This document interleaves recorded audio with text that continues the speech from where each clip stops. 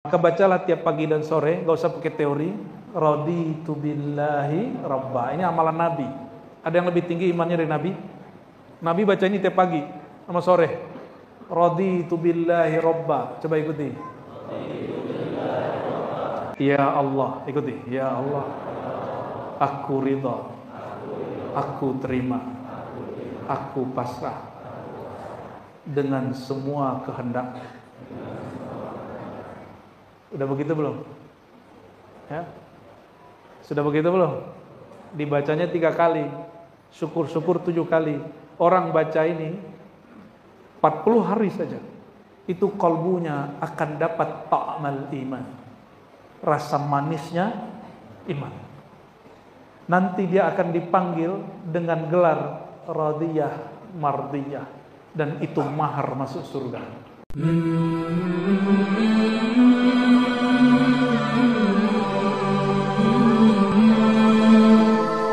Malam ini kaitannya dengan Sayyidina Isa. Sayyidina Isa itu orang mana? Tempat yang dulu seorang nabi yang tidak punya ayah mengabarkan akan kemunculan beliau. Apa kata beliau dalam surat As-Saff? Wahai Bani Israel, sesungguhnya aku Rasulullah, seorang utusan Allah kepada kalian. Tugasku apa? Pertama, mentasdik kitab Taurat. Jadi apa yang disebut tasdik? Tasdik itu percaya walaupun kita nggak lihat. Itu disebut tasdik. Tasdik itu buahnya iman. Maka kalau ditanya, ma haqiqatul iman? Apakah ruhnya iman? Ruhnya iman tasdik. Ini imannya sama nggak sama saya nih? Iman kita ada berapa? 6 apa 5? Apa 3? Kata dosen di UIN 3 doang katanya.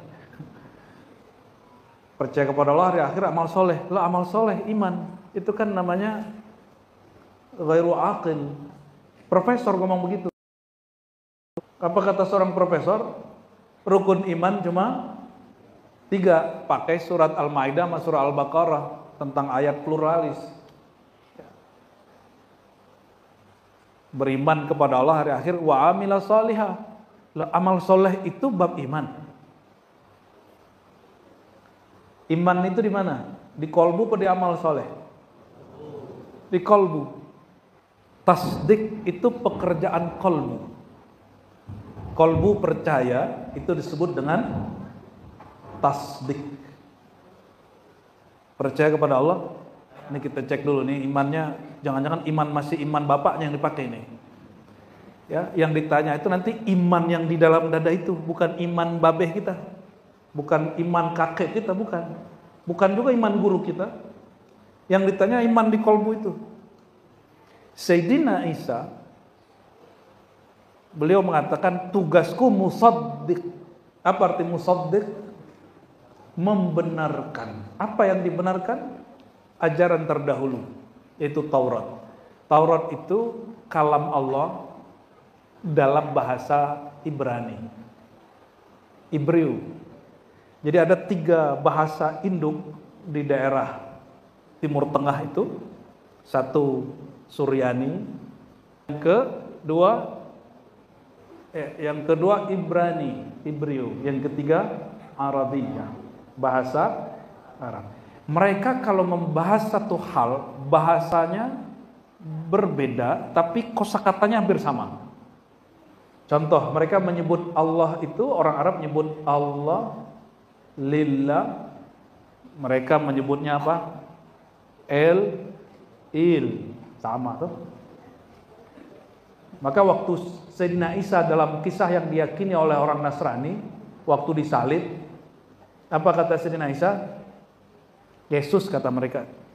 Padahal Yesus bukan bahasa Ibrani, bukan bahasa Suryani, bukan juga bahasa Arab. Karena nggak ada us di bahasa 3 ini. Itu mungkin bahasa Romawi mungkin itu. Lima sabaqtani. Apa arti Tuhan. Allah. Ini bukan cocok logi. Anda emang belajar bahasanya. Belajar ya dari lu. Belajar bahasa itu indah. Belajar bahasa itu bikin otak kita nyambung kemana-mana. Ya. Cuma belajar bahasa luar, kadang-kadang kita bahasa Jawa nggak paham-paham. Allahumma sholli ala Muhammad. Sayyidina Isa, tugas dia apa? Pertama,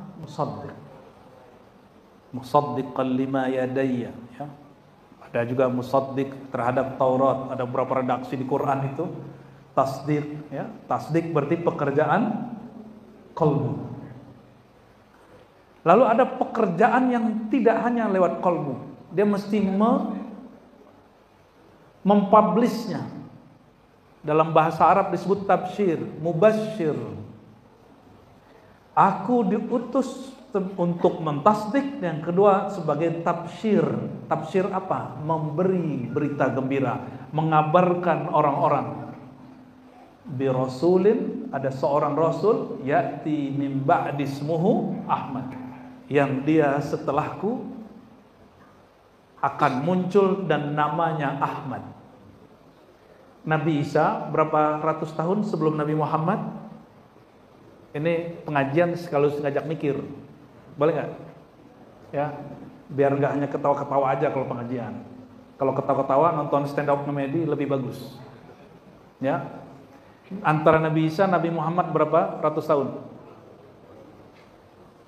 Global aja, 500 tahun. Tidak ada kata sepakat. Hitungnya gampang. Tahun Masehi, Masehi itu dari kata Al-Masih. Al-Masih, Masehi. Kalau bahasa Arabnya miladi, kelahiran. Inilah problemnya. Seharusnya kan lahirnya tanggal 1, tapi kok lahirnya tanggal 25. Kalau di Mesir tanggal 7 atau tanggal 8, ya, cek sama yang tamatan Mesir tuh. Kristen Koptik yang tidak terhubung dengan Kristen Katolik. Tanya ke mereka ya, mereka yang jawab, jangan tanya ke saya. Kita bukan mualaf juga, saya bukan mualaf. Bukan juga orang yang senang cari-cari masalah dengan agama lain. Cuma kita kalau debat sih berani. Namun nggak cari-cari lawan, apalagi pakai undang-undangan debat, itu bid'ah itu ya. Debat di tempat itu lebih baik daripada pakai undangan debat, karena orang debat itu nggak akan pernah yang kalah bisa menerima kekalahannya. Maka orang debat itu pasti nambah keras hati. Sayyidina Isa melarang murid-muridnya yang 11 itu berdebat. Sayyidina Isa, anggaplah 1 Januari, 25 Desember atau 7 Januari, terserah mereka lah itu. Karena jangankan Nabi Isa ini, mohon maaf, yang lagi senang kristologi, kalian jangan belagu bilang Nabi Isa itu gak jelas tahun lahirnya, tanggal lahirnya. Itu bisa dibalikin. Dalam ilmu hadis sampai hari ini tidak ada hadis sahih yang menyebutkan Nabi lahir tanggal 12 Rabiul Awal. Itu hadisnya hanya hasan. Hasannya pun li ghairihi. Loh kenapa? Karena ulama ahli hadis nggak ngurusin hadis itu. Hadis sahih hasan itu diurus untuk kepentingan hukum syariat. Kalau bab sejarah, kisah Israiliyat atau kejadian sebelum syariat diterapkan, para ulama ahli hadis nggak ada yang ketat. Nggak ada yang ketat. Maka kalau ada ustadz bilang itu isi maulid hadisnya dhaif, itu ada yang kurang tuh di kepala dia tuh. Kenapa? Ilmu penerapan sahih tidak sahih, ini sahih, ini tidak sahih, ini palsu, itu urusan bab hukum syariat halal dan haram. Maka kalau buka kitab maulid manapun, kitab tarikh manapun, hatta tarikh Imam Bukhari, ada yang pernah dengar tarikh Imam Bukhari? Taunya Sahih Bukhari ya. At-Tarikh Al-Kabir, At-Tarikh As-Saghir. Itu hadisnya juga banyak yang dhaif. Imam Bukhari itu hanya menyebutkan hadis sahih di kitab Al-Jami' As-Sahih. Dalam bab sejarah dia nggak masukin. Dalam bab adab, Imam Ghazali, bukan Imam Ghazali aja ya, Imam Bukhari aja deh. Imam Al-Bukhari punya kitab Al-Adab Al-Mufrad, kitab adab-adab khusus. Itu 1 jilid. Dia menukil mulai dari hadis sahih sampai hadis yang dhaif. Itu Imam siapa? Bukhari. Jadi kalau bab adab-adab, kenapa ada saudara kita seperti ulama-ulama ya dari India itu buat jemaah tabligh punya kitab Fadilah Amal. Itu hadisnya banyak dhaif, gak ada masalah. Pas kita cek gak banyak-banyak amat kok, dikit. Kok jadi bahas hadis nih Kiai? Ya. Ini juga ada tujuannya. Hadis yang kita punya hari ini tidak mencatat dengan pasti kapan Sayyidina Muhammad SAW lahir, tanggalnya. Namun semuanya sepakat satu hal saja, lahirnya tahun gajah. Tapi tanggal pasnya bulan Rajab kah? Ini bulan Rajab, ada riwayatnya. Ada bulan Rajab, ada bulan Sya'ban, ada bulan Ramadan, ada bulan Muharram. Di Ramadan saja ada 3 riwayat. Di Rajab juga lebih dari 1 riwayat. Jadi kalau ingin debat kristologi, mikir-mikir dulu, ya. Mikir-mikir dulu. Jangan kemudian, wah ketemu nih bahan, debat langsung. Kalau dia ngerti ilmu hadis, bisa hancur argumentasi kita. Sayyidina Isa alaihissalam, dalam bahasa mereka mungkin Yesus, ada yang tidak sepakat dengan sebutan itu. Beliau hidup 500 tahunan lebih, ya 560 sekian lebih sebelum Sayyidina Muhammad SAW. Beliau mengabarkan setelahnya ada seorang Rasul, itu versi Al-Quran. Kita nggak tahu versi Injil. Jangan juga bawa kitab Barnabas. Kenapa? Kitab Barnabas itu dianggap hadis palsu kalau di kita. Mereka punya otoritas sendiri, mengatakan Injil Barnabas, Injilnya tidak diakui. Kalau di kita, hadis palsu itu ada metodologinya. Nggak punya sanad atau rawinya pemalsu hadis. Masalahnya, Injil dan Taurat tidak ada sanadnya sampai hari ini, kecuali sanadnya terputus. Kita beruntung. Nih antum nih belajar hadis dhaif. Coba sebutin satu hadis. Ente hadis Rajab nggak? Siapa yang puasa 1 hari gitu ya? Itu hadis dhaif semua itu. Tapi puasa Rajabnya dianjurkan nggak? Nah ini banyak ustadz gagal paham, baru belajar takhrij hadis, ini hadis sahih tidak sahih, langsung kemudian mengatakan tidak boleh puasa Rajab. Kenapa? Hadisnya dhaif. Dia nggak bisa bedain keutamaan puasa Rajab. Semua hadisnya kecuali cuma 1, semuanya dhaif, bahkan palsu. Ciri-cirinya apa? Siapa yang puasa 1 hari, 2 hari, 3 hari, itu ciri-cirinya tuh. Ya. Namun Rajab itu bulan suci bukan? Bulan haram bukan? Dan beramal di bulan haram itu lebih mulia dari bulan yang lainnya. Itu cukup sebagai hadis dalil berpuasa bulan Rajab. Maka guru-guru kami ahli-ahli zikir, mereka buat khalwat suluk di bulan Rajab. Kiai bulan tanggal berapa? 14. Nah, yang mau suluk di Palembang bisa suluk sama Kiai ganteng samping saya ini ya. Lihat tuh, kembar itu. Sayang ya, sudah punya istri. Allahumma sholli ala Sayyidina Muhammad. Sayyidina Isa mengabarkan apa? Ada Rasul setelahnya bernama Ahmad. Kok nggak disebut Muhammad? Karena sang Muhammad bin Abdullah belum lahir. Gelarnya Nabi Isa apa? Kalimatullah, Ruhullah. Kalimatullah itu terjemahan agama sebelah firman Tuhan. Sama nggak? Sama. Firman, bagi mereka Nabi Isa itu kalam Allah yang berfisik. Kalau ulama Ahlus Sunnah, kalam Allah itu qadim. Apa arti qadim? Azali. Dia tidak berawal, dia ada bersamaan zat Allah. Zat Allah ada awalnya nggak? Zat Allah bermula atau tiada bermula? Pernah tiada atau selalu ada? Ini disebut dengan apa? Qadim azali. Kalam Allah dalam ajaran kita, ajaran Islam khususnya Ahlus Sunnah, itu bersifat qadim. Dan dia tidak berfisik. Dia tidak berfisik. Jadi di situ aja kita memang sudah beda sama mereka.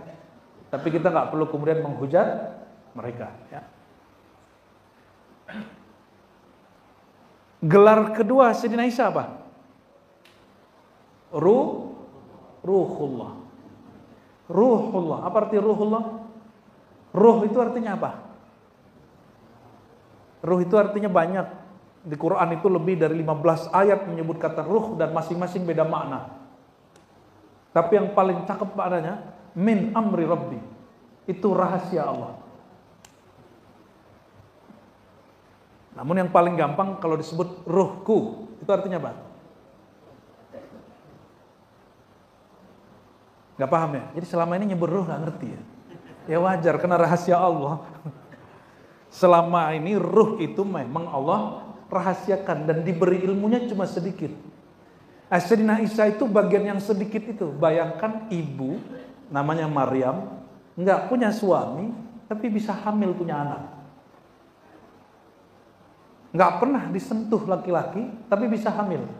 Karena Allah ingin mengatakan, jika aku berkehendak ada anak, jadi walaupun tidak terjadi hubungan suami istri. Nabi Adam ada bapaknya nggak? Ada ibunya? Sayyidah Hawa ada bapaknya, tapi nggak ada ibunya. Kalau ini ada bapak ibunya nggak? Wah, berarti kita sama. Sayyidina Isa langsung dengan hembusan Allah itu jadi. Namun Syekh Yusuf An-Nabahani dan imam-imam lain mengatakan Nabi Isa itu dan semua nabi-nabi mendapatkan keberkahan, mukjizat dan semua kehebatan berkat Ar-Ruh Al-Akbar wa huwa ruh Sayyidina Muhammad sallallahu alaihi wasallam. Ruh Al-Akbar yaitu ruh Sayyidina Muhammad. Berarti Nabi Isa dalam ilmu kita, bukan ilmu mereka, disebut Ar-Ruh Al-Asghar. Ya. Apa arti asghar? Kecil. Oh, kalau di Jakarta asghar itu anak asli Garut. Ya, itu biasanya barbershop asghar gitu. Sayyidina Isa disebut ruhullah, maka dia menyebut dengan bahasa ruh. Ruh Isa mengabarkan akan munculnya ruh yang paripurna, penutup dan semuanya, yaitu Ar-Ruh Al-Akbar Sayyidina Muhammad sallallahu alaihi wasallam. Maka disebut dengan nama ruhnya, yaitu Ahmad. Jadi sebelum Sang Muhammad bin Abdul lahir, ruhnya sudah ada dan ruhnya ada namanya. Sudah ada namanya. Dan hari rekod Qadiriyah nggak ada yang nolak ilmu ini, Kiai. Cuma saya ketemu orang Qadiriyah nolak itu. Padahal di kitab Ghunyah dan di kitab Al-Fathur Rabbani beliau menyebutkan dengan eksplisit. Kata beliau di kitab Al-Fathur Rabbani, masmuka walaqabuka fil malakutil a'la. Nama dan gelarmu di alam malakut a'la apa? Yang banyak make kalimat di kitab Ghunyah. Di kitab Ghunyah disebutkan nama-nama ruhani itu hanya Allah yang tahu. Itu bukan terjemahannya seperti itu. La ya'lamuha illallah, ay la ya'lamu adadaha illallah. Tidak tahu jumlahnya kecuali Allah. Kalau enggak Syabul Qadir ngapain nanya? Nanti Al-Fathur Rabbani Kiai ada majelis ke-12. Tsani Asyar. Di situ beliau tanya, siapa nama dan gelarmu di alam malakut? Kalau ini alam apa namanya nih? Alam carut marut. Ya, namanya siapa di sini? Punya nama ID card, punya KTP? Coba kalau nggak punya KTP, bisa naik pesawat nggak? Nggak bisa. Bisa sekolah? Nggak bisa. Maksud beliau bertanya begitu, orang kalau nggak punya nama di sana nggak punya akses. Dia nggak punya akses. Sayyidina Isa tahu itu. Maka dia katakan nanti yang bernama Ahmad itu akan muncul dalam sosok manusia. Tapi jangan sebut reinkarnasi. Ya, jangan sebut reinkarnasi. Sayyidina Isa yang mengabarkan itu, dia menghilang. Inni rafi'uka ilayya. Aku angkat engkau hai Muhammad. Itu di negeri Palestina, tempat Sayyidina Muhammad sallallahu alaihi wasallam Mi'raj. Cuma nganterin doang, ceritanya panjang bener ya. Ya itulah khasnya orang-orang ahli sunnah itu begitu ya, orang-orang aswaja. Kalam tawil ya, tapi semoga ada maknanya. Amin ya. Sayyidina Isa nanti pun turun gak jauh-jauh dari negeri Syam, dari negeri Palestina. Disebutkan dalam hadis Imam Muslim, yanzilu Isa akan turun di satu tempat namanya Manarah Baida, menara putih. Itu tempatnya di mana? Tempatnya di negeri Syam. Yang negeri Syam mulai dari 2000 berapa ya? 2011 Pak, 12 konflik. Dan baru konfliknya kemarin selesai babak pertama. Kita nggak tahu konflik setelah ini. Presidennya kabur. Nggak ada, udah capek perang. Kalau 2011, sekarang berarti berapa tahun? Itu tidak sedikit ulama yang disembelih, tidak sedikit masyarakat yang jadi korban. Karena yang berjuang di sana tidak hanya mujahid, tapi mau jahat banyak. Aliran-aliran kelompoknya banyak. Lebih dari 15, bahkan ada teman kita yang kuliah di sana mengatakan 20 lebih kelompok. Itu masing-masing punya kepentingan sendiri dan punya cita-cita sendiri. Jadi tempat ini karena disebutkan di hadis Nabi akan turun Isa di negeri Syam, namanya Manarah Baida. Ternyata itu pengkhabaran di mana turun Nabi Isa, berarti di situ negeri tempat banyak fitnah dan huru-hara. Itu maksudnya. Untung nggak turunnya di Palembang, Pak. Kalau di Palembang pesantrennya Kiai Hendra dan Henry tutup. Kita nggak mungkin bikin pengajian begini nih ya. Itu semua Allah ciptakan, Allah biarkan itu terjadi, menunggu dan menyongsong kehadiran Sayyidina Isa. Dan Sayyidina Isa itu simbol kematian Dajjal. Bapak Ibu, kenapa Dajjal Nabi Isa ini gelarnya sama-sama Al-Masih? Kenapa sama-sama Al-Masih? Apa arti Al-Masih? Masaha, yamsahu, mashan, masihan, mamsuhan. Apa artinya? Ini apa? Kalau orang belajar fikih berwudu, surat ke-5 ayat ke-6, wamsahu biru'usikum. Apa artinya? Setelah membasuh wajah, tangan, kalau membasuh itu waghsilu, kalau wamsahu usap atau urap. Usaplah atau uraplah, apa yang diurap? Kepalamu. Sayyidina Isa jika jumpa orang sakit, orang lepra, kusta, orang lumpuh, cukup dia urap kepalanya, jadi sembuh. Atau ditiup. Ada orang nggak percaya beliau siapa, dia ambil tanah, keluar jadi burung. Tapi beliau mengatakan apa? Biiznillah. Ini terjadi karena Allah. Kalau orang bikin sulap hari ini, itu karena hebatnya dia ya. Bapak Ibu ini kalau pinter atau buat karya, didaftarkan ke hak cipta. Supaya ini disebut, ini ciptaanku. Wah, itu jadi tandingan Allah tuh ya.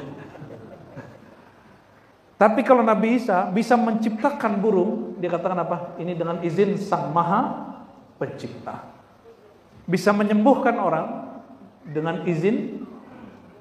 Sekali ada yang iseng ajak, Nabiullah, Ruhullah, ada orang udah dikubur kemarin, tapi ada hal yang penting nih, digali kubur, dipegang kepalanya sampai dadanya, langsung duduk Pak. Kira-kira kalau di Palembang apa kejadiannya? Orang mati, duduk kembali,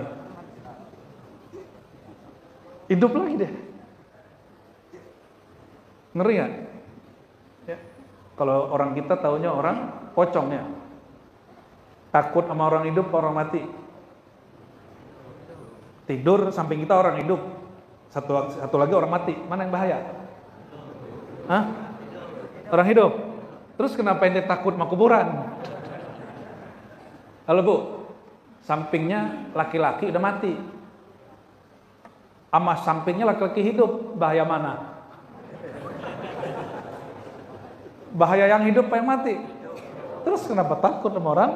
Jadi kita ini beragama kadang-kadang kita nggak praktekin agama kita. Jadi beragamanya penuh dengan ilusi, bukan penuh dengan akal sehat dan hati nurani. Sayyidina Isa diizinkan Allah dan dia mengerti izin Allah pada dirinya. Maka oleh Syekh Abdul Qadir Jilani disebutkan dalam kitab Ghunyah, Allah kasih Sayyidina Isa al-Ismul A'zam, nama Allah yang agung yang menjadi kunci segala cara. Coba nih, mohon maaf, saya kasih kunci mobil, kunci alat bikin mobil, bisa bikin nggak? Yang bisa bikin siapa? Bisa benerin mobil nggak? Kalau bukan orang yang pakar, bisa nggak? Jadi antum ini mungkin sering dapat di internet, di YouTube atau di buku Al-Ismul A'zam. Ismul A'zam, jika berdoa dengannya doa mustajab. Jika berlindung kepada Allah dengan nama itu Allah lindungi. Kok dicoba-coba nggak mustajab gitu ya? Tahu kenapa? Sama orang bukan orang bengkel dikasih kunci Inggris, dijadiin untuk mukul tikus, nggak kepake. Paham maksudnya? Ya, sama-sama dapat nama dan ilmu yang sama, tapi kalau tidak tahu caranya percuma. Sayyidina Isa itu tahu thariqahnya. Coba nama Tuhan kita siapa? Kenapa kalau Kiai Hendra ngajar muridnya, kolbu muridnya bisa bergetar? Coba kalau antum sebut nama Allah, jangankan bergetar, kabur adanya. Karena beliau belajar sama gurunya, dikasih tekniknya, kaifiatnya. Jadi yang mahal itu di sisi Allah kaifiat, atau bahasa lainnya thariqah, berthariqah. Ini nggak nyuruh berthariqah, tapi menganjurkannya. Saudara-saudari kemuliaan Allah, Sayyidina Isa diberikan Al-Ismul A'zam, dan ternyata di takdir Allah yang sudah Allah tulis dicatat. Salah satu takdir Nabi Isa, dia akan membunuh Dajjal. Yang Dajjal itu punya keahlian hampir mirip dengan Nabi Isa. Namun dia bukan ruhullah, kalimatullah. Dia ruh palsu dan kalimah palsu. Maka disebut Al-Masih Ad-Dajjal.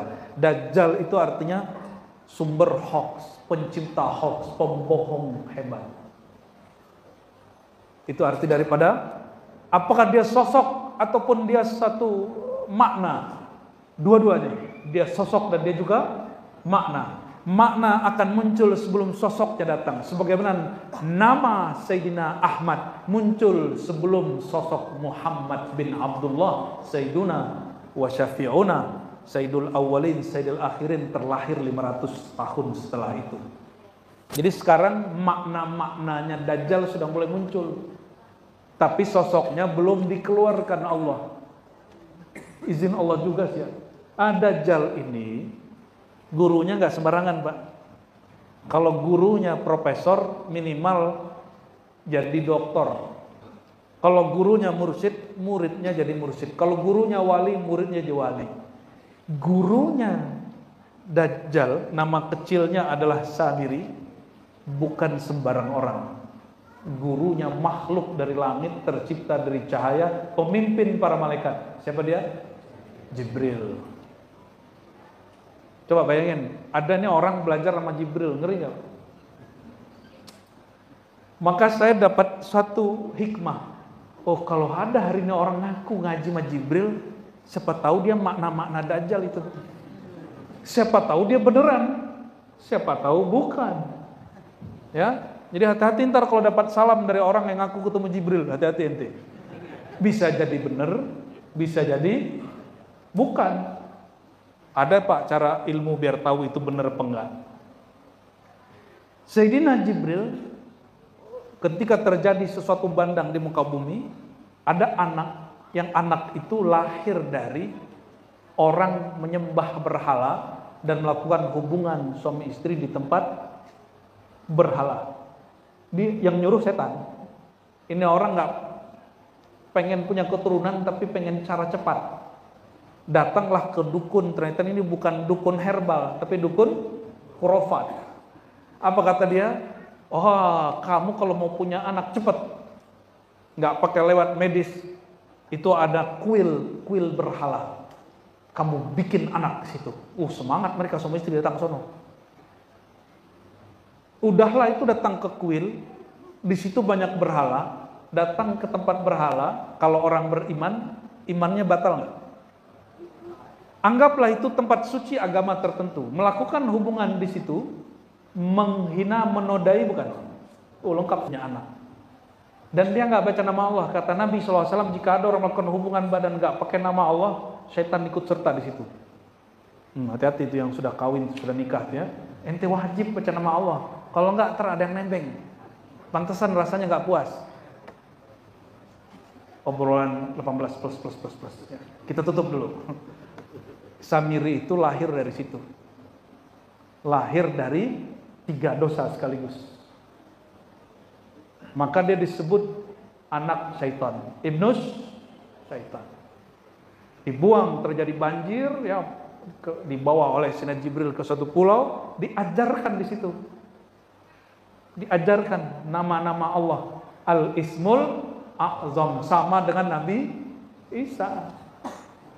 Makanya dia bisa melakukan apa yang dilakukan Nabi Isa. Cuma ini palsu, hanya main mata. Hakikatnya tidak.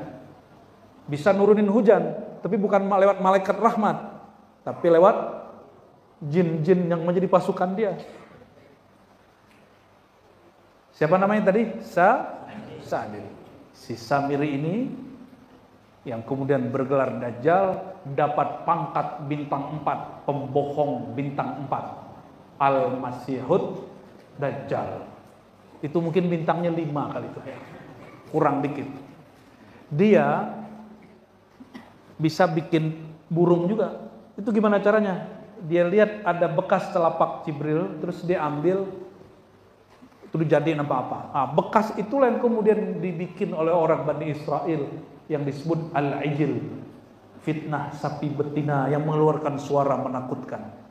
Makanya orang Bani Israel sangat-sangat mengharapkan kemunculan hewan yang sama sekarang.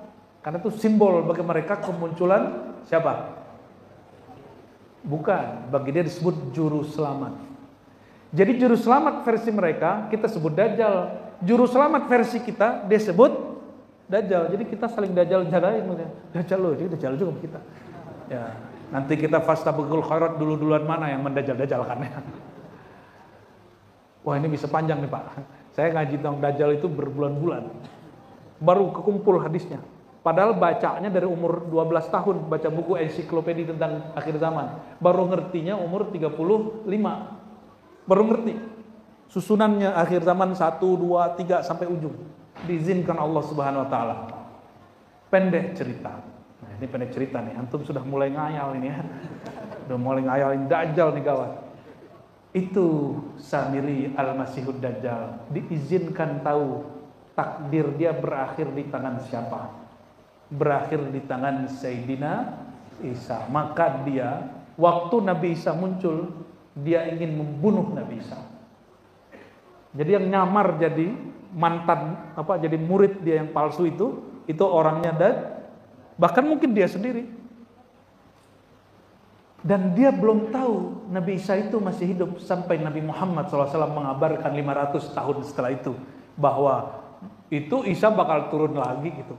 Takut lagi tuh si Masih Dajjal, karena dia kalau ketemu Nabi Isa pasti kabur. Dalam hadis Muslim disebutkan seperti garam yang meleleh, kabur. Nah, ini rahasia nih ya. Jadi ente nanti kalau kedengeran nama Dajjal, jurusnya 2 kata Nabi. Kabur. Satu. Jurus keduanya terjemahan saya sendiri. Sebut Nabi Isa. Kabur. Kalau Nabi bilang kabur, jangan pernah kamu berpikir ketemu Dajjal, kamu masih beriman. Kabur aja. Termasuk kita Kiai, walaupun antum nih mursyid ya. Sama Kiai, sama persis. Ya. Nanti banyak mursyid ikut mereka Kiai. Nih tinggal lihat aja nanti. Banyak mursyid, jangankan ketemu sosoknya, ketemu isunya sudah ikut. Nanti banyak mursyid, banyak kiai ikut. Nauzubillah, semoga negeri kita diamankan Allah. Amin ya rabbal Jadi ngurus pengamanan negeri ini nggak hanya urusan masalah teroris, kriminal, tapi juga ada ajaran-ajaran yang kemudian masuk ke dalam pikiran orang dan dia merasa dirinya bagian dari kelompok itu berbahaya nanti. Sayyidina Isa alaihi salatu wassalam ternyata dikabarkan masih hidup. Maka nanti setiap kali Dajjal dengar ada Isa, dia kabur. Ya, setiap kali siapa dengar, dia kabur. Tempat lahirnya Nabi Isa itulah, gak jauh dari situ ada namanya Al-Masjidil Aqsa. Sayyidina Muhammad SAW memimpin salat dan di belakangnya 124.000 para nabi, dan ketika naik sampai langit 1 dan 2, di langit kedua ketemu Nabi Isa dan Yahya sekaligus. Hadis Imam Bukhari sebut plus Al-Kautsar. Jadi Nabi melihat ada banyak sekali air. Pas dipegang, harumnya lebih harum dari semua kasturi yang ada di alam semesta. Lalu malaikat Jibril mengatakan, "Hai Muhammad, itu Isa, itu Yahya." Sedangkan air tadi itu adalah Al-Kautsar, air yang penuh keberkahan. Itu air lebih harum dari bidadari, lebih harum dari siapapun, dan dia bukan parfum.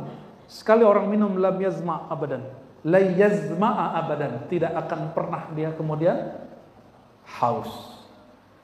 Semoga kita nanti tidak terkena fitnatul Dajjal. Jadi saya membahas tentang Isra Mi'raj, konteksnya karena lagi rame di Syam, Suriah. Kita doakan semua ulama yang gugur kemarin, semua mujahid-mujahid yang mungkin berjuang, yang perjuangannya tepat atau tidak tepat, Allah ampuni mereka.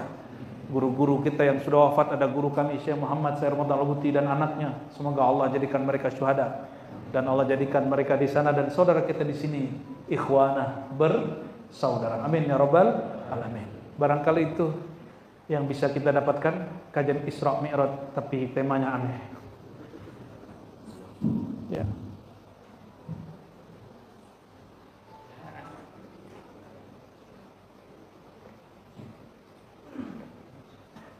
Baik, jazakallahu khairan Buya Ar-Razi atas apa yang disampaikan, dan selanjutnya Bapak Ibu kita akan buka sesi tanya jawab diskusi bersama dengan Buya Ar-Razi.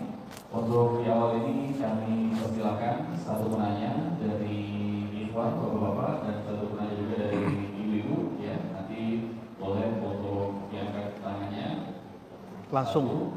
satu yang dari sini, ibu-ibunya boleh, ada yang mau bertanya atau jelas semua? Atau bertanya tentang di luar tema juga nggak apa-apa, Bu, ya, insyaallah ya. Kalau saya bisa jawab. Kalau bisa jawab. Ibu-ibunya boleh? Oke, satu ya, kita berikan dulu kesempatan. Ada yang satu lagi. Oke. Boleh Pak, bantu yang di sini satu. Ini Pak, yang di sini. Nah. Boleh berdiri, Masnya? Ya, silakan disampaikan nama dan langsung pertanyaannya. Nanti boleh langsung dioper mic-nya ke belakang. Ada satu akhwat, langsung saja juga nanti dipersilakan sampaikan nama dan pertanyaan. Silakan. Assalamualaikum warahmatullahi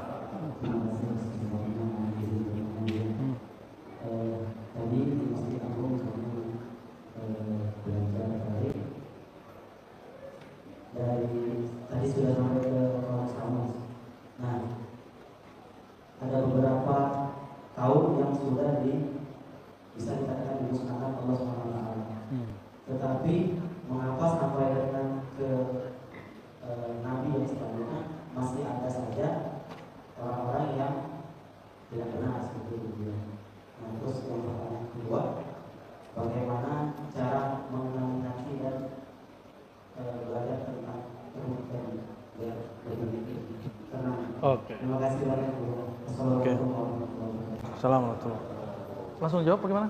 Boleh Bu ya? Oke. Agar bisa langsung. Kenapa setelah ada kejadian pembinasaan atau azab yang turun kepada umat-umat terdahulu, tapi kok masih ada juga orang yang melakukan dosa yang sama? Jawabannya, itulah manusia memorinya pendek. Memori manusia, seandainya manusia itu gampang ingat, maka tidak perlu ada para rasul dan para nabi. Oleh karenanya Quran itu yang datang kan bukan mushafnya, yang datang orangnya, yaitu Sayyidina Muhammad SAW. Karena hakikatul Quran ada di qalbu Nabi Muhammad SAW. Dan tugas beliau disebutkan, apa tugasnya? Basyira wa nadhira, ya. Lalu kalimat berikutnya di surah Al-Ahzab, ya, wa da'iyan ilallahi bi'idnih, memperingatkan, memberi kabar gembira, tapi yang paling penting adalah da'iyan ilallahi bi'idnih, berdakwah, mengajak kepada Allah dengan izinnya. Karena manusia itu suka lupa. Oleh karena itu jangan heran hari ini diajar nih udah sampai samud ya, besok banyak lupa itu ya, besok banyak lupa itu. Maka sebelum 10 jam, sebelum 1 hari lewat, coba ditakrir ilmunya. Ini bagi para penghafal Quran atau para pengkaji ilmu, supaya ilmunya tidak hilang. Ingat sejenak 5 menit saja apa yang pernah dikaji hari itu. Nanti pas tidur, itu otak kita nyusun, buat file-file sendiri di kepala, dan kapanpun nanti dia ditanya, dia nggak akan hilang. Jadi caranya setiap hari ngajinya harus 2 kali. Pagi input, sore review. Itu metode saya belajar dari dulu. Maka hampir jarang saya lupa baca kitab yang kita baca. Dan kalau ada kitab yang kita lupa, pasti saya nggak review. Gitu. Kitab keren nih, tapi lupa, berarti nggak review sorenya. Begitu, ya. Yang kedua, gimana cara belajar hati? Kalau belajar hati bisa belajar thariqah, belajar tasawuf. Karena ilmu hati tidak diajarkan di fikih, tidak diajarkan di akidah. Yang mengajarkan ilmu hati hanya para sufi, para mursyid. Dan Al-Quran menyebut qalbu lebih sering daripada badan. Al-Quran menyebut qalbu lebih sering dari semuanya. Kenapa? Karena qalbu yang disebut Quran, kebanyakan qalbu itu qalbu sakit. Coba perhatikan, gak usah jauh-jauh. Surah Al-Baqarah dari ayat 1 sampai 20 itu tentang orang kafir cuma 2 ayat, karena sudah mati qalbunya, udah jelas. Orang beriman cuma dari ayat 1, 2, 1 pun kalau nggak ngerti nggak masuk. Kalau orang ngerti Alif Lam Mim itu bagian dari ayat tentang qalbu itu. 1 sampai 5. Cuma 5 ayat tentang qalbu mukmin yang sehat. 2 ayat qalbu tentang orang kafir, karena sudah jelas. Tapi dari ayat itu sampai ayat 20 itu qalbu orang-orang yang munafik.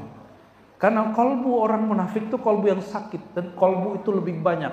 Maka di Quran kata qalbu yang menyebutkan sakit itu lebih daripada 100 ayat dengan berbagai macam konteks. Oleh karenanya belajar qalbu wajib. Kalau begitu bertorikot wajib nggak? Ya udah, Ani tunggu nanti ya. Pas ada manakib haul atau zikir tawajuh Kiai Hendra, antum harus ada. Atau mursyid manapun yang torikohnya bersanad bersilsilah kepada Rasulullah SAW. Gak usah takut, gak ada orang gila bertorikot. Yang ada orang gila bertorikot tambah gila. Tapi kalau orang sehat bertorikoh, akalnya tambah cerdas, qalbunya tambah bening. Antum pasti kalau udah belajar tarikh Islam nanti ketemu namanya perang salib. Lalu ada perang Konstantin. Itu kalau tidak ada wali sufi yang membimbing raja-raja, kalah semua. Syekh Abdul Qadir Jilani punya murid namanya Qutb Alban. Qutb Alban punya murid namanya Salahuddin Al-Ayyubi. Dialah satu-satunya panglima dan raja yang berhasil menduduki Palestina Al-Quds tanpa perang. Gak pernah lagi. Kenapa? Karena gurunya wali kutub. Bahkan dia langsung jumpa dengan Syekh Abdul Qadir Jilani yang bergelar Sultanul Aulia, ya. Muhyiddin Abdul Qadir Jilani Al-Qutub Rabbani Qaddasallahu sirrah. Jadi mesti belajar ya. Oh saya zikirnya gak suka zikir keras, yaudah ambil zikir lembutnya. Kan di thariqah itu ada zikir keras, ada zikir lembut. Kalau gak suka itu buat thariqah sendiri aja. Tapi kalau ilmu ruh itu ilmu yang tidak diberi kecuali sedikit. Sedikit itu yang disebut laduni. Laduni ini gak berguru secara fisik, dia ruh berguru kepada ar-ruh. Mursyid itu sampai ke kolbu udah hebat, sampai ke sir udah jadi wali dia, sampai ke ruh, waduh ngeri kali itu ya. Oleh karenanya nggak usah belajar ilmu tentang hakikat ruh, belajar saja ilmu tentang kolbu. Yang dikit-dikit kita buka sih, nama ruh ya, kaitan ruh dengan badan, seperti manhaj Imam Al-Ghazali. Apakah ruh itu dicipta atau tidak dicipta? Ternyata pembahasan itu bid'ah. Itu pembahasan ilmu kalam. Al-Quran tidak pernah membahas ruh dicipta atau tidak dicipta. Al-Quran menyebut ruh itu dengan 2 istilah saja. Min amri rabbi, rahasia Allah. Terus yang kedua, aku hembus. Tidak ada khalaqtu. Tidak ada kata pencipta. Dia juga bukan yang mencipta. Maka katakan apa yang Allah katakan, itu cukup. Ini yang disebut oleh Imam Junaid. Dia tidak disebut qadim, tidak disebut juga baru. Katakanlah seperti Allah mengatakannya. Ini Imam Junaid, imam dalam tariqah sufi ahlus sunnah wal jamaah. Cukup ya, bisa panjang itu kalau bahas itu. Ya boleh langsung dilanjutkan sama Afwan di belakang. Kami persilakan. Bismillahirrahmanirrahim. Assalamualaikum warahmatullahi wabarakatuh. Assalamualaikum. Ya, alhamdulillah saya bisa ikut majelis kajian Buya lagi. Alhamdulillah. Selama ini saya hanya menonton di YouTube. Sejak ibunda sakit, kemudian meninggal, sejak itu saya mencari banyak tahu tentang ruh atau kolbu. Kemudian ceritanya dapatlah channel dia. Kemudian saya rutin setiap subuh 1 kali itu menonton, dan saya koneksikan ke keseharian saya dan bertemu beberapa orang, dan saya selalu berdoa bisa bertemu ya. Alhamdulillah hari ini saya bertemu. Kemudian mungkin di luar konteks, saya mau minta izin ridho ya. Saya ridho ya. Oke, pertanyaannya? Ya, karena saya dengar dari YouTube itu juga bahwa ketika kita mengambil kayak amal ya, baca itu harus dicekkan. Ya. Pertanyaan saya seperti kami yang tidak pernah berkemudian, kemudian saya jauh dari 4 jam dari Palembang. Saya dari Palembang, dari daerah. Apabila harus dijasakan bertemu langsung gitu, karena kita bukan cuma membaca dan menyentuh. Oke, baik. Pertanyaan selanjutnya, cara mencari musik yang benar dan tidak menyesatkan kita, karena banyak sekali musik-musik itu. Bagaimana kalian mengetahui bahwa ini benar oleh pelakunya? Baik. Saya sangat tertarik untuk itu, tetapi saya khawatir nanti saya juga salah. Nanti jadi korban ya. Oke. Terima kasih. Assalamualaikum. Afwan. Assalamualaikum warahmatullahi wabarakatuh. Siapapun yang ngaji offline ataupun online, dia boleh jadi santri guru saya ya, bukan santri saya Kiai. Dan boleh mengamalkan apa yang diijazahkan kecuali talqin dan baiat. Kecuali apa? Talqin dan baiat. Dan hampir semua kajian kita berdasarkan kitab-kitab yang bersanad kepada pengarangnya, dan hampir semuanya juga bukan hampir semuanya adalah kitab-kitab ulama ahlus sunnah. Jadi saya tidak pernah mengajarkan kitab di luar ahlus sunnah kecuali di kampus. Kalau di kampus karena kepentingan kurikulum kita bahas kelompok Mu'tazilah langsung ke kitabnya, bahas kelompok Ismailiyah langsung ke kitabnya, bahas kelompok Syiah langsung ke kitabnya. Tapi kalau di luar kampus saya nggak pernah mengajarkan kitab-kitab itu sekaligus ya. Untuk mencari mursyid, jangan berpikir mursyid Syanu cocok dengan aku, tapi pantaskan diri kita menjadi murid seorang mursyid. Kalau syurutul mursyid, syarat seorang mursyid itu sederhana, nggak usah aneh-aneh. Syarat mursyid itu cuma 1 sebenarnya, dia diangkat oleh mursyid sebelumnya, udah selesai. Betul Kiai? Nggak ada lagi syarat yang rumit.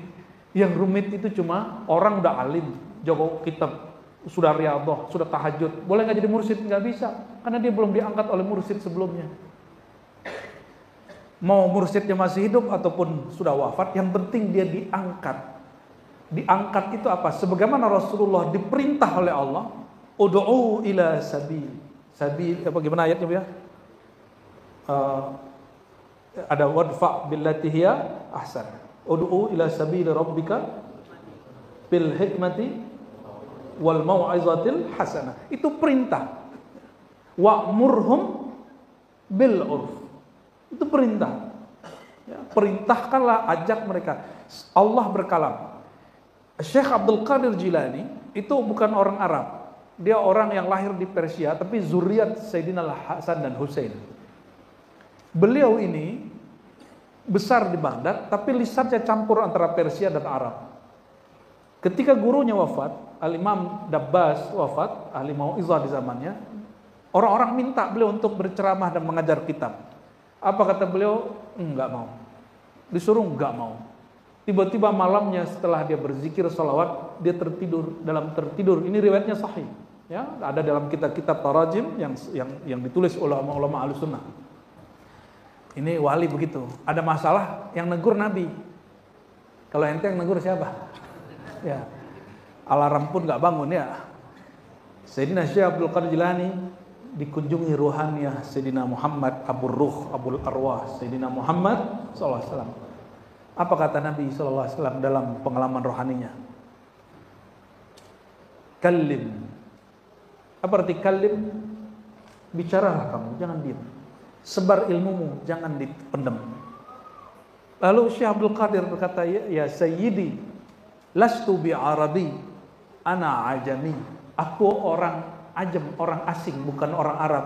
Lisanku tidak fasih. Kata Nabi, kalim sampai 3 kali. Baru dia bangun. Besok baru dia kemudian mengumumkan, melanjutkan majelis guru-gurunya. Karena gurunya yang perintah ini. Dan yang maha guru Sayyidina Muhammad pun memerintahkan. Maka hampir semua riwayat-riwayat yang disebut hadis, padahal bukan hadis dari kalangan sufi, itu kalam-kalam beliau. Kalam-kalam beliau. Al-alam minni wa ana minallah. Alam dariku, aku dari Allah. Itu bukan hadis Nabi. Itu kalam beliau dalam pengalaman rohaninya. Ya. Jadi jangan berpikir mursyid syanu pantaskah bagiku. Ya. Mursyid itu syaratnya cuma satu, diangkat oleh guru mursyid sebelumnya yang thariqatnya sah dan juga ijazahnya sah. Ya. Bersambung sampai kepada Rasul. Guru sebelumnya diangkat oleh guru sebelumnya terus sampai kepada Sayyidina Muhammad SAW.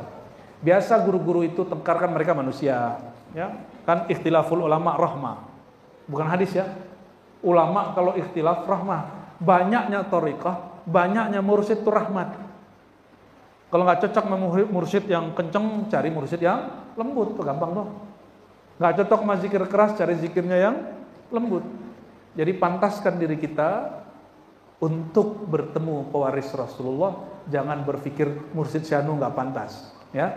Gitu Kak ya. Semoga ketemu segera. Dan saya tutup dengan satu hadis. Hadis Imam Ahmad yang selalu kami sampaikan kepada semua orang yang mencari guru mursyid, murabbi.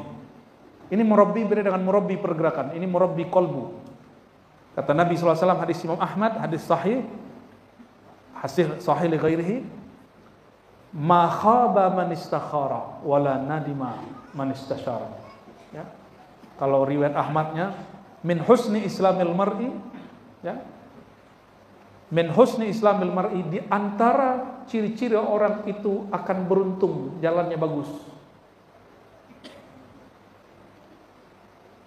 Ayyastakhira ilallah fi amri. Dia beristikharah kepada Allah dalam urusannya. Adapun yang pertama riwayat Dailami, kalau yang kedua itu riwayat Imam Ahmad. Maka jika ingin bergurunya beruntung, berguru yang gurunya betul-betul al-waris al-Muhammadi, pewaris Sayyidina Muhammad SAW, ya, istikharah dulu dan musyawarah kepada guru-guru mulia. Guru mulia yang hatinya tidak iri dan dengki. Kalau guru iri dengki dia bilang, oh jangan ke situ, ngaji ke saya aja. Ya, padahal kalau guru mulia dia tidak mengarahkan murid sesuai nafsunya, tapi dia mengarahkan murid sesuai isyarat dari Allah Subhanahu wa Ta'ala. Biar murid fokus ke Allah, bukan fokus ke dirinya. Ya. Betul, harus hati-hati, jangan sampai dieksploitasi. Karena banyak juga mursyid-mursyid yang mengeksploitasi. Itu mursyid dajjal. Ya. bukan mursyid sahih. Tapi jangan kemudian antum berpikir, ya mohon maaf, orang yang paling banyak berkorban untuk Sayyidina Muhammad, Sayyidina Abu Bakar. Sayyidina Abu Bakar itu untuk mursyid beliau, nama mursyid beliau Sayyidina Muhammad. Hartanya dikasih, kendaraannya dikasih. Nggak ada lagi anak jadi hantar, wahai Rasulullah, jika ini yang bisa bikin kau terhibur, ini ambil anak saya. Coba kan nggak ada yang berani begitu kan sama saya? Bawain mobilnya, rumahnya, kan nggak ada berani. Paling-paling baru bantu sekian itu sudah merasa berjasa. Jangan. Ciri-ciri orang diterima amalnya, dia lupa sama jasanya. Ciri-ciri mursyid diterima di sisi Allah ilmunya, amalnya, dia pun tidak merasa memiliki murid, tapi dia merasa dititipi murid, itu beda. Ya. Jadi yang sudah punya mursyid, yang sudah banyak pengorbanan, jangan pernah sekali ngomong gini, aku ini, kan orang Palembang nih, aku ini sudah banyak berkorban habis-habis untuk tuan guru ini, tapi aku pun datang tak disapa. Ya salam. Hal itu terjadi pada Syekh Abdul Qadir Jilani. Setiap ada tamu datang yang baru, beliau sambut, masukin ke kamar yang khusus, ruang tamu. Tapi murid-murid yang sudah biasa datang, langsung disuruh gitu. Akhirnya mereka ngegosip, kok kita yang sudah lama khidmat ini kurang dihargai oleh Tuan Syekh. Sampailah ke telinga beliau secara rohani ataupun secara empirik. Pulang tamu, itu beliau kemudian keluar dari ruang tamu, datengin orang yang lagi gosip. Ngegosip di surau dia sendiri, bayangin coba. Ini murid kurang ajar bener. Atau murid emang kurang ajar ya? Kurang diajar. Akhirnya beliau ngomong ini, wahai Ananda, para muridku, kalau kalian kan sudah tahu siapa aku sudah tahu siapa kalian. Apa masih perlu kita bermanis-manis muka? Sedangkan tamu-tamu itu belum tahu siapa aku, belum tahu siapa kalian, belum tahu majelis ini apa. Maka aku sambut mereka baik-baik. Aku spesialkan mereka karena Nabimu bersabda, siapa yang percaya kepada Allah dan hari akhir, maka ikram muliakanlah, bermurah hatilah kepada tamu. Baru muridnya diem. Ini nanti kalau ada nih orang khidmat ke Kiai Hendra nih, murid lama cemburu. Nah, itu kejadiannya sama tuh, ya. Itu harus diajar, tapi kurang ajar gitu. Ya, harus diajarin, jangan didiemin, mesti dibina kembali, harus ditarbiyah kembali. Nah, pendek kata, banyak sekali kriteria mursyid kamil, mukammil, marsyid, macam-macam. Satu saja, dia diangkat gurunya dan dia hasil istikharahmu. Lanjut, itu mursyidmu. Ya. Wallahu a'lam bis-shawab. Sudah cukup? Satu aja deh ya, sebelum jam 10. Sebelum jam 11 atau 10 tuh? Itu jam 10 kurang. Ya, oke. Baik, satu lagi kami memberikan kesempatan di sesi ini. Oke. Yang ambil boleh dulu ya. Apa? Satu yang peci hijau, satu lagi boleh. Satu juga deh. Oh ya, satu lagi dari sini ya. Oke. Baik, kami persilakan. Pak. Langsung pertanyaan ya. Terima kasih Buya. Pertanyaannya, kita sebagai manusia itu hidup nyata dan menghadapi kenyataan. Mohon ilmu dan petunjuk Buya, bagaimana cara kita berprasangka baik atau berhusnuzon terhadap takdir Allah. Terima kasih. Itu ilmu sepanjang hidup itu Bang. Karena jangankan si abang yang nanya ini, kiai aja bertengkar dengan takdirnya. Tapi sebelum saya sampai ke sana, abang kalau mau bahagia, mesti terima takdir. Dzaqa ta'mal iman man radiya billahi rabban. Hadis Bukhari. Pasti merasakan zauq. Ini zauq, kata zauq ini bukan istilah sufi, ibid'ah sufi, tapi diambil dari penghulunya para sufi, yaitu Sayyidina Muhammad SAW. Dzaqa, dapat zauq. Maka ilmu zauq ini bukan ilmu orang tarekat, tapi ilmu Sayyidina Muhammad SAW. Akan mendapatkan rasa ta'mal iman. Ta'am itu rasa memakan, menikmati nikmatnya iman. Iman itu lebih dahsyat dari makanan. Makanan itu ada manis, apalagi asin, pedas, Ya, iman juga begitu. Ada rasa pedasnya, ada rasa manisnya, ada rasa apa lagi? Asinnya. Itu rasa iman dan lebih nikmat dari itu. Karena yang merasakan bukan lisan ini, yang merasakan lisan ruh, lisan qalbu. Dia yang merasakan. Siapa? Man radiya billahi robba. Orang yang ridho terima kepada ketentuan Allah kepadanya. Tolong bedakan. Kelompok yang serba takdir, menyalahkan takdir, dengan orang yang menerima takdir, itu beda. Kelompok yang serba takdir, lalu kalau dia gagal, dia salahkan takdirnya, itu disebut Jabariyah. Imamnya disebut Jaham bin Safwan, dan ulama kita Ahlus Sunnah tidak menganggap dia sebagai orang yang utuh keimanannya, bahkan ada yang mengkafirkannya.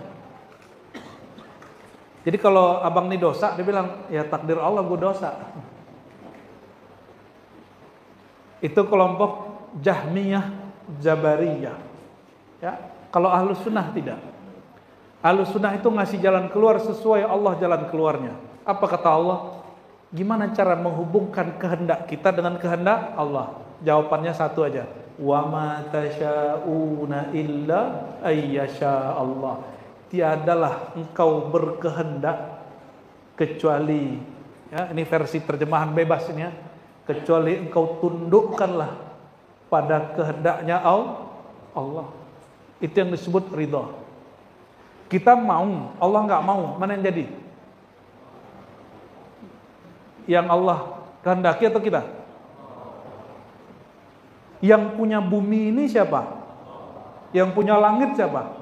Maka bumi dan langit ini suka-suka siapa? Saya masuk, pindah, nginep atau minjem nyewa rumah atau dipinjemin rumah. Itu rumah suka-suka yang punya atau suka saya yang minjem?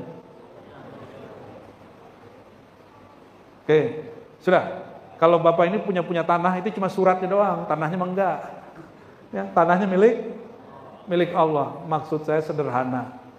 Bumi ini ayatnya jelas, kita baca setiap baca Yasinan, lillahi ma fis samawati wal, ya, akhir suratul Baqarah. Milik Allah lah langit di bumi. Maka suka-suka Allah. Jika ingin bahagia, ikutin suka-sukanya Allah. Jangan buat suka-suka sendiri. Tundukkan keinginan kita kepada keinginan Allah. Lalu cara lugasnya gimana? Apapun yang terjadi yang tidak mungkin kita kuasai, ridhoilah. Apapun yang terjadi, kita masih punya porsi, kita sebut kasab. Laha ma kasabat. Ya, la yukallifullahu nafsan illa wus'aha. Ya.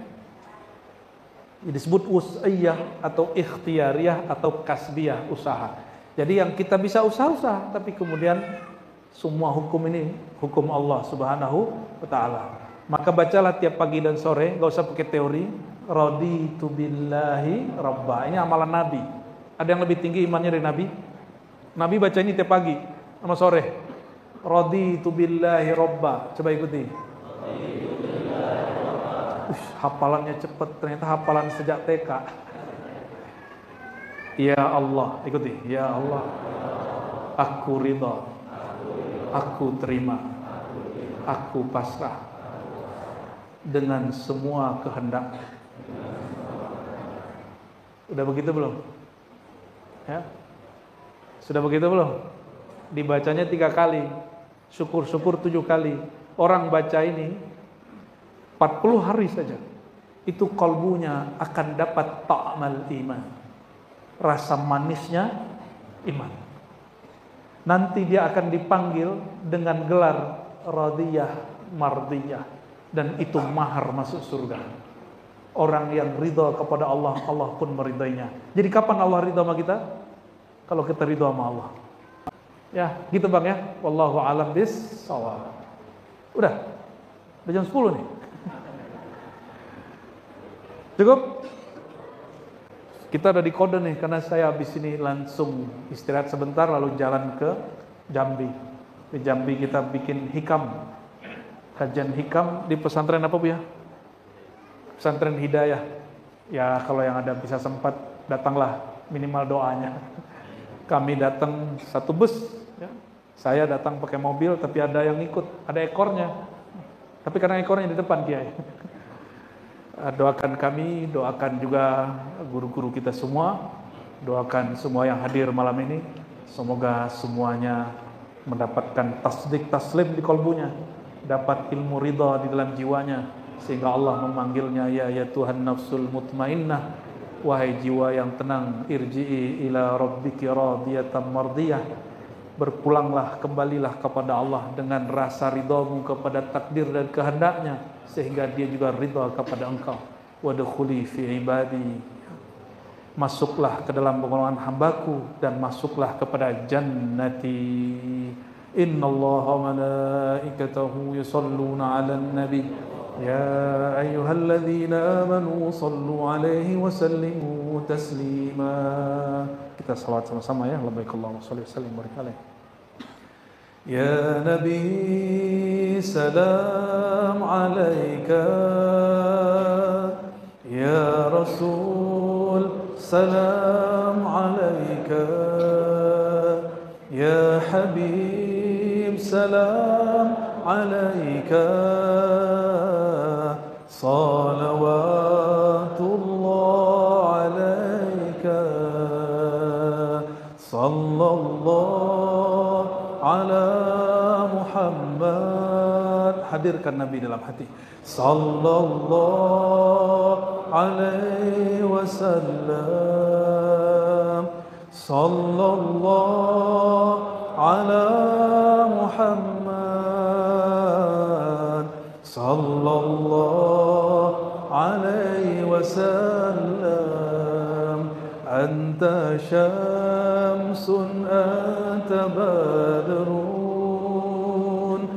anta nurun fawqa nuri, anta isiru wa ghali, anta misbahu suduri. Sallallahu ala Muhammad, sallallahu alaihi wasallam, sallallahu ala Muhammad, sallallahu alaihi wasallam. Tala'al badru alaina min thaniyatil wada'i, wajaba syukru alaina ma da'a lillahi da'i. Sallallahu ala Muhammad, sallallahu alaihi wasallam, sallallahu ala Muhammad, sallallahu alaihi wasallam. Al-Fatihah. Bismillah. Ya Amin. Allahumma inna nas'aluka ridha. Ya Allah, kami mohon ridhamu. Allahumma ya Allah, inna nas'aluka syauq ilaik. Ya Allah, tumbuhkan rasa rindu kami ke hadiratmu, rindu kami jumpa kepada engkau. Wa nas'aluka syauq ila habibik. Ya Allah, mohon tumbuhkan rasa rindu kami kepada kekasih engkau Nabi Muhammad sallallahu alaihi wasallam. Rabbana atina fid dunya hasanah wa fil akhirati hasanah wa qina adzabannar. Wa sallallahu ala sayyidil wujud sayyidil kaunain wa ala alihi wa sahbihi wa baraka wa sallam. Walhamdulillah rabbil alamin.